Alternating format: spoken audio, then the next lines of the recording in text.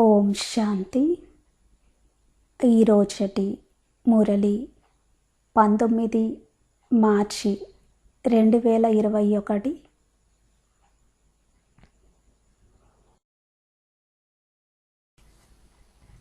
జ్ఞాన సాగరుడు, శాంతి సాగరుడు, ప్రేమ సాగరుడు, సుఖ సాగరుడు, సర్వశక్తివంతుడు అయినటువంటి పరంపిత శివ పరమాత్మ ప్రజాపిత బ్రహ్మ ద్వారా ఈ విధంగా తెలియజేశారు. మీరు స్వయమును ఆత్మగా భావిస్తూ పరమాత్మను స్మృతి చేస్తూ కార్య వ్యవహారములను నిర్వర్తించినట్లయితే తమో ప్రధానుల నుండి సతో ప్రధానులుగా అవుతారు. ఆత్మ పావనంగా అయి సర్వశక్తులు ఆత్మలో నిండుతవి మరియు పరమాత్మ నుండి 21 జన్మల వరకు సత్యయుగం యొక్క వారసత్వము లభిస్తుంది. సదా సుఖశాంతులను పొందుతారు. కావున ఇప్పుడు స్వయానికి ఆత్మగా భావిస్తూ పరమాత్మ స్మృతిలో కూర్చొని ఈ పాటని విందాము. ఓం శాంతి. భగవాన్ వాచ. మధురమైన పిల్లలు, ఈ చదువు సంపాదనకు ఆధారము. దీని ద్వారా మీరు మనుషుల నుండి దేవతలుగా తయారవుతారు. 21 జన్మల కొరకు సత్యమైన సంపాదన జరుగుతుంది. మధురమైన పిల్లలు, ఈ చదువు సంపాదనకు ఆధారము. దీని ద్వారా మీరు మనుషుల నుండి దేవతలుగా తయారవుతారు. 21 జన్మల కొరకు సత్యమైన సంపాదన జరుగుతుంది. ప్రశ్న: పరమాత్మ వినిపించే మధురాతి మధురమైన విషయాలు ఎప్పుడు ధారణ అవుతాయి? శివ్ బాబా వినిపించే మధురాతి మధురమైన విషయాలు ఎప్పుడు ధారణ అవుతాయి? జవాబు: ఎప్పుడైతే బుద్ధిలో పరమతము లేక మన్మతముల ప్రభావము ఉండదో అప్పుడు శివ్ బాబా వినిపించేవి ధారణ అవుతాయి. ఏ పిల్లలైతే చెప్పుడు మాటలపై నడుస్తారో వారి బుద్ధిలో ధారణ జరగచాలదు. జ్ఞాన విషయాలను తప్ప ఇంకే ఇతర విషయాలను ఎవరు వినిపించినా వారు శత్రువుల వంటివారు. అసత్యమైన విషయాలను వినిపించేవారు ఎంతోమంది ఉన్నారు. కావున చెడు వినవద్దు, చెడు చూడవద్దు. మనుషుల నుండి దేవతలుగా అయ్యేందుకు ఒక్క శివబాబా శ్రీమతం పైనే నడవాలి.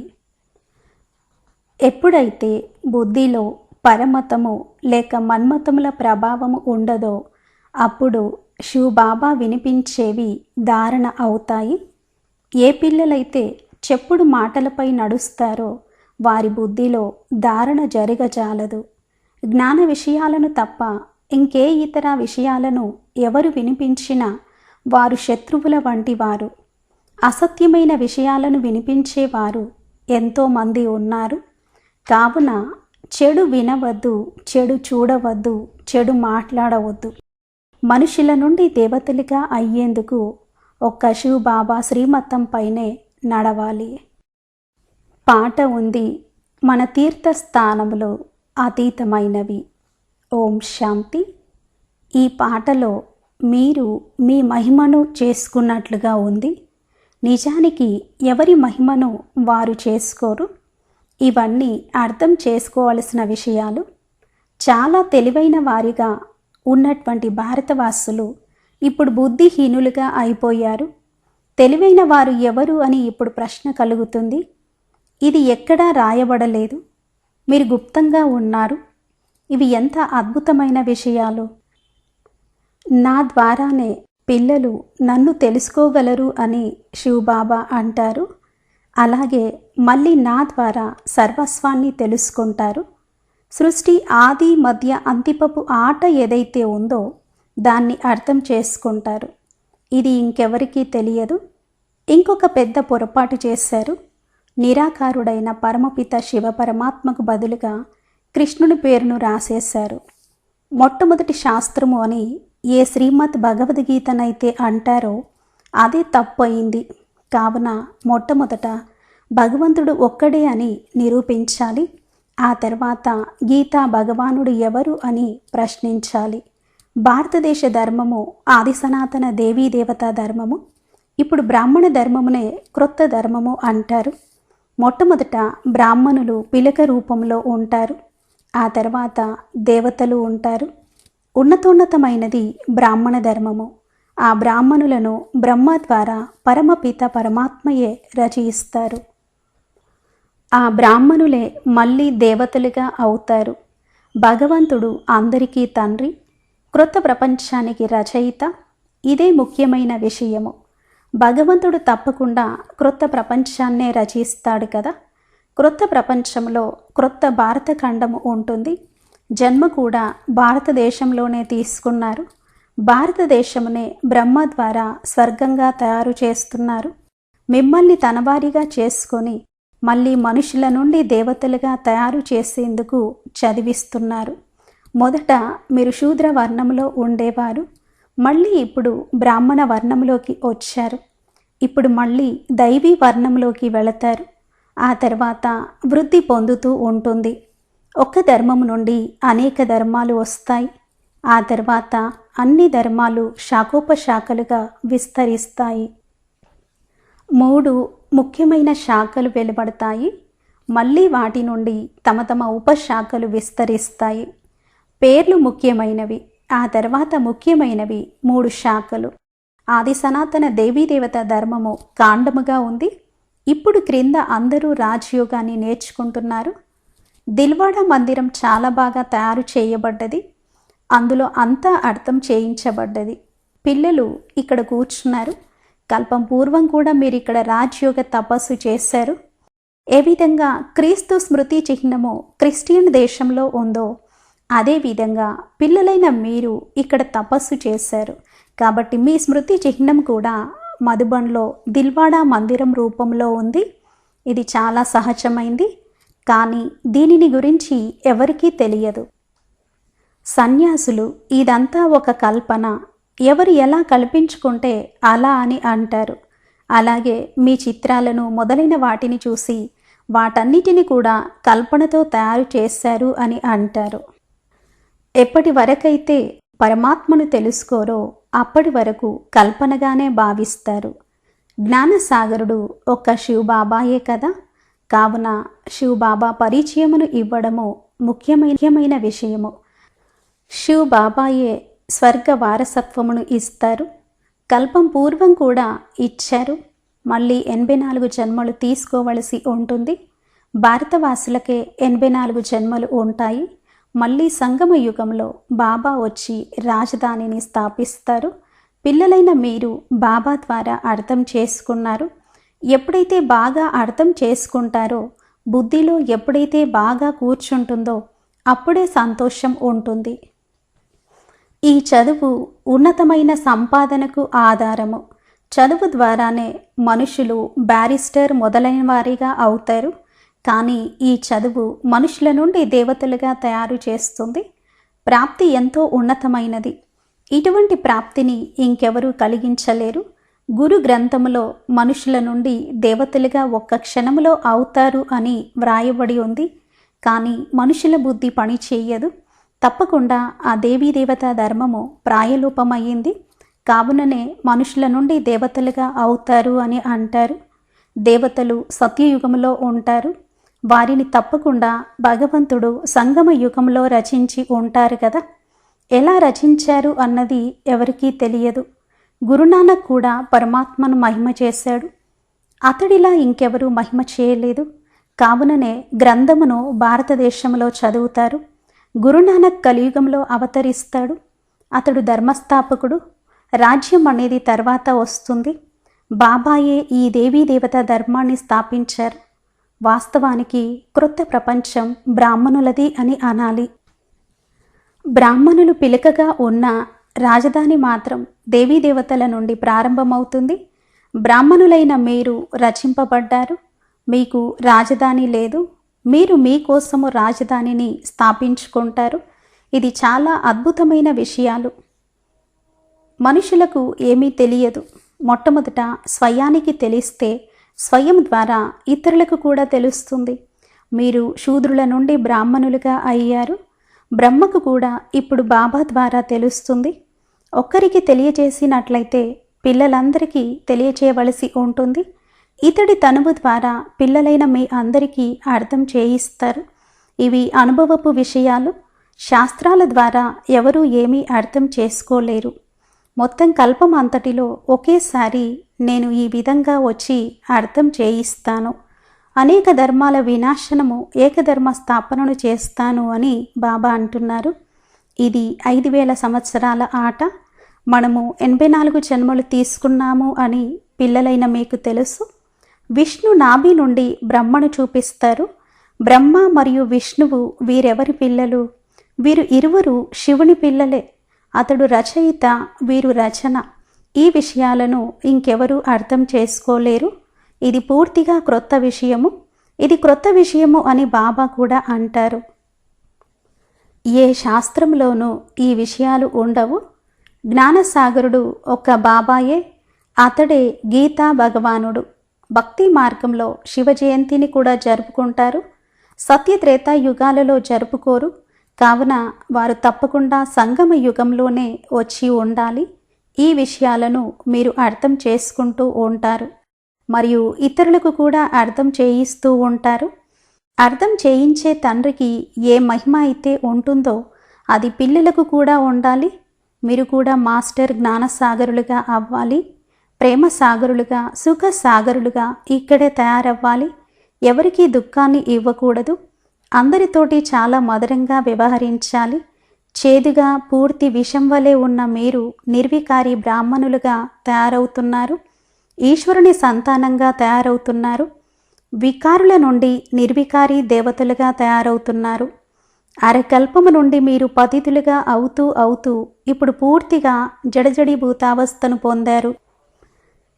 ఏ విధంగా చీకిపోయిన బట్టలను ఉతికితే అవి చినిగిపోయి ముక్కలు ముక్కలుగా అయిపోతాయో అలాగే ఇక్కడ కూడా జ్ఞానములో ఉతకగానే ముక్కలు ముక్కలుగా అయిపోతారు. కొన్ని బట్టలు ఎంత మురికిగా ఉన్నాయి అంటే వాటిని శుభ్రం చేయడానికి ఎంతో సమయం పడుతుంది. వారు అక్కడ కూడా సాధారణమైన పదవినే పొందుతారు.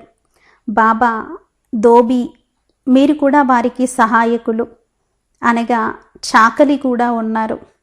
దోబీలు కూడా నెంబర్ వారీగా ఉంటారు. ఇక్కడ కూడా నెంబర్ వారీగా ఉన్నారు. చాకలి బట్టలను సరిగ్గా ఉతక్కపోతే ఇతడు మంగలిలా ఉన్నాడే అని అంటారు కదా. ఈ మధ్య బట్టలను సరిగ్గా ఉతకడం నేర్చుకున్నారు. ఇంతకుముందు పల్లెల్లో బట్టలు చాలా మురికిగా ఉతికేవారు. ఈ కళ కూడా విదేశీయుల నుండే వచ్చింది. విదేశీయులు కొంత గౌరవమునిస్తారు, ధనము మొదలైన వాటితో సహాయం చేస్తారు. వీరు చాలా గొప్ప వంశజులు. ఇప్పుడు క్రింద పడిపోయారు అని భావిస్తారు. పడిపోయిన వారిపై జాలి కలుగుతుంది కదా.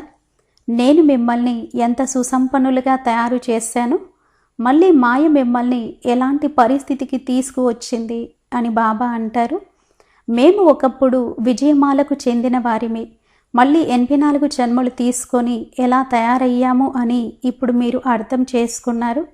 ఇది అద్భుతం కదా. భారతవాసులైన మీరు స్వర్గవాసులుగా ఉండేవారు అని మీరు అర్థం చేయించవచ్చు. భారతదేశమే స్వర్గంగా ఉండేది. మళ్ళీ క్రింద పడుతూ నరకవాసులుగా కూడా అవ్వవలసి ఉంది. పవిత్రంగా అయి స్వర్గవాసులుగా అవ్వండి అని ఇప్పుడు బాబా అంటారు. శివ భగవాను బాచ, నన్నొక్కడినే స్మృతి చేయండి. స్మృతి యాత్ర ద్వారా మీ పాపాలన్నీ వినాశనమైపోతాయి. కృష్ణుడు ఎత్తుకుపోయాడు అని, రాణులుగా చేశాడు అని శాస్త్రాలలో వ్రాశారు. ఇప్పుడు మీరంతా చదువుకుంటున్నారు, మహారాణులుగా అవుతున్నారు. కానీ ఈ విషయాలను ఎవరూ అర్థం చేసుకోలేరు. ఇప్పుడు బాబా వచ్చి పిల్లలకు అర్థం చేయించారు. నేను కల్పకల్పము మీకు అర్థం చేయించడానికి వస్తాను అని శివబాబా చెబుతున్నారు. కావున మొట్టమొదట భగవంతుడు ఒక్కరే అని నిరూపించండి. ఆ తర్వాత గీతా భగవానుడు ఎవరో, రాజయోగము ఎవరు నేర్పించారో తెలియచేయండి. భగవంతుడే బ్రహ్మ ద్వారా స్థాపన చేయిస్తారు మరియు వినాశనం చేసి పాలన చేయిస్తారు. ఇప్పుడు బ్రాహ్మణులుగా ఉన్నవారే దేవతలుగా అవుతారు. ఎవరైతే కల్పం పూర్వము వీటిని అర్థం చేసుకున్నారో వారికే ఈ విషయాలు అర్థమవుతాయి. క్షణ క్షణము ఏదైతే జరిగిందో అది ఈ సమయం వరకు అర్థం చేసుకుంటారు. డ్రామాలో మీరు చాలా పురుషార్థము చేయాలి, ఇంకా మేము ఆ స్థితికి చేరుకోలేదు అని పిల్లలు కూడా భావిస్తారు. సమయం పడుతుంది. కర్మాతీత స్థితి ఏర్పడినట్లయితే అందరూ నెంబర్ 1గా పాస్ అయిపోయినట్లయితే యుద్ధం కూడా ప్రారంభమవుతుంది. అప్పటి వరకు పరస్పరము గొడవలు జరుగుతూనే ఉంటాయి. అక్కడక్కడ యుద్ధాల కొరకు ఏర్పాట్లు చేస్తున్నారు అని మీకు తెలుసు. అన్ని వైపుల నుండి ఏర్పాట్లు చేస్తున్నారు. మీరు ఏదైతే దివ్య దృష్టిలో చూశారో వాటన్నిటినీ ఈ కళ్ళ ద్వారా చూస్తారు. వినాశన సాక్షాత్కారమును చూశారు, మళ్ళీ దానిని ఈ కళ్ళతోటి చూస్తారు. స్థాపన సాక్షాత్కారాన్ని కూడా పొందారు, మళ్ళీ దానిని ప్రత్యక్షంగా రాజ్యముగా చూస్తారు. పిల్లలైన మీకు ఎంతో సంతోషం ఉండాలి. ఇది పురాతన తనువు. యోగము ద్వారా ఆత్మ పవిత్రంగా అవుతుంది. ఆ తర్వాత ఈ పురాతన శరీరాన్ని కూడా వదిలివేయాలి. 84 జన్మల చక్రం పూర్తవుతుంది. మళ్ళీ తప్పకుండా అందరికీ క్రొత్త శరీరాలు లభిస్తాయి. ఇవి కూడా అర్థం చేసుకునేందుకు చాలా సహజమైన విషయాలు. కలియుగం తర్వాత సతయుగం తప్పకుండా వస్తుంది అని కూడా అర్థం చేయించవచ్చు. అనేక ధర్మాల వినాశనము తప్పకుండా జరుగుతుంది. ఆది సనాతన దేవీదేవత ధర్మ స్థాపనార్థము బాబా తప్పకుండా రావలసి ఉంటుంది. ఇప్పుడు మీరు దేవతలుగా అయ్యేందుకు బ్రాహ్మణులుగా అయ్యారు. ఇంకెవరు అలా అవ్వలేరు. మేము శివబాబా సంతానముగా అయ్యాము అని మీకు తెలుసు. శివబాబా మనకు వారసత్వాన్ని ఇస్తున్నారు. శివ జయంతి అనగానే భారతదేశానికి వారసత్వం లభించింది అని అర్థమవుతుంది. శివబాబా వచ్చారు. వచ్చి ఏం చేశారు? ఇస్లాములు, బౌద్ధులు మొదలైన వారు వచ్చి తమ ధర్మాన్ని స్థాపించుకున్నారు. మరి తండ్రి వచ్చి ఏం చేశారు? తప్పకుండా స్వర్గస్థాపన చేసి ఉంటారు కదా. ఏ విధంగా స్థాపన చేశారు, స్థాపన ఎలా జరుగుతుంది అన్నది మీరు ఇప్పుడే తెలుసుకున్నారు. మళ్ళీ సత్యయుగంలో వీటన్నిటినీ మరిచిపోతారు. 21 జన్మల వారసత్వమును ఇప్పుడు మనము తీసుకుంటున్నాము అని కూడా మీరు అర్థం చేసుకున్నారు. ఇది డ్రామాలో రచింపబడి ఉంది. ఇతడు తండ్రి, వీరు పిల్లలు అని అక్కడ కూడా భావిస్తారు. అక్కడ పిల్లలకు తండ్రి నుండి వారసత్వము లభిస్తుంది. కానీ నిజానికి ఆ ప్రాలబ్ధము ఇప్పుడు పొందినదే. సత్యమైన సంపాదనను చేసుకొని 21 జన్మలు మీరు వారసత్వమును పొందుతున్నారు. 84 జన్మలు తీసుకోవలసిందే. సతో ప్రధానం నుండి మళ్ళీ సతోలోకి, రజోలోకి, తమోలోకి మీరు వస్తారు. మీరు దీనిని బాగా స్మృతి చేయడం ద్వారా ఎంతో సంతోషంలో కూడా ఉంటారు. అర్థం చేయించేందుకు ఎంతో కష్టపడవలసి ఉంటుంది. ఎప్పుడైతే అర్థం చేసుకుంటారో అప్పుడు వారికి ఎంతో సంతోషం కలుగుతుంది. ఏ పిల్లలైతే బాగా అర్థం చేసుకుంటారో వారు అనేకులకు అర్థం చేయిస్తూ ఉంటారు. ముళ్ళను పుష్పాలుగా తయారు చేయిస్తూ ఉంటారు. ఇది బేహద్దు చదువు. దీని ద్వారా వారసత్వం కూడా బేహద్దుగానే లభిస్తుంది. ఇందులో త్యాగము కూడా బేహద్దుగా కావాలి. గృహస్థ వ్యవహారంలో ఉంటూ మొత్తం ప్రపంచమంతటిని త్యాగం చేయాలి. ఎందుకంటే ఈ పురాతన ప్రపంచము ఇక అంతం కానున్నది అని మీకు తెలుసు. ఇప్పుడు క్రొత్త ప్రపంచములోకి వెళ్ళాలి. కావున బేహద్దు సన్యాసము చేస్తున్నారు. సన్యాసులది హద్దులోని సన్యాసము, వారిది హఠయోగము. ఇందులో హఠము విషయం ఏమీ ఉండదు. ఇది చదువు. పాఠశాలలో మనుషుల నుండి దేవతలుగా అయ్యేందుకు చదవాలి. శివ భగవాన్ వాచయే కానీ కృష్ణుడిది కాదు. కృష్ణుడు ఎప్పుడూ క్రొత్త ప్రపంచాన్ని తయారు చేయలేడు. అతడిని స్వర్గస్థాపకుడైన తండ్రి అని పిలవరు. అతడిని స్వర్గ యువరాజు అని పిలుస్తారు. ఇవి బాగా అర్థం చేసుకొని ధారణ చేసుకోవలసిన మధురాతి మధురమైన విషయాలు. దైవీ లక్షణాలు కూడా కావాలి. ఎప్పుడూ చెప్పుడు మాటలపై నడవకూడదు. వ్యాసుడు రాసిన విషయాలపై నడుస్తూ నడుస్తూ దుర్గతిని పొందారు కదా. వారు దుర్గతిలోకి తీసుకువెళతారు. ఎప్పుడూ పరమతంపై నడవకూడదు. పరమతంపై నడిచినట్లయితే మరణిస్తారు. అసత్యమైన విషయాలు చెప్పేవారు ఎంతోమంది ఉన్నారు. మీరు బాబా నుండే వినాలి, చెడు వినవద్దు, చెడు చూడవద్దు అని బాబా తెలియజేస్తున్నారు. మనుషుల నుండి దేవతలుగా తయారు చేసేందుకే బాబా వచ్చారు. కావున వారి శ్రీమతంపై నడవాలి. अच्छा, मीठे मीठे सिखलते बच्चों प्रति माता पिता बाप दादा का याद प्यार और गुड मॉर्निंग. रूहानी बाप की रूहानी बच्चों को नमस्ते. हम रूहानी बच्चों की रूहानी बाप दादा को याद प्यार गुड मॉर्निंग और नमस्ते. ఓం శాంతి. ధారణ కొరకు ముఖ్య సారము. First point.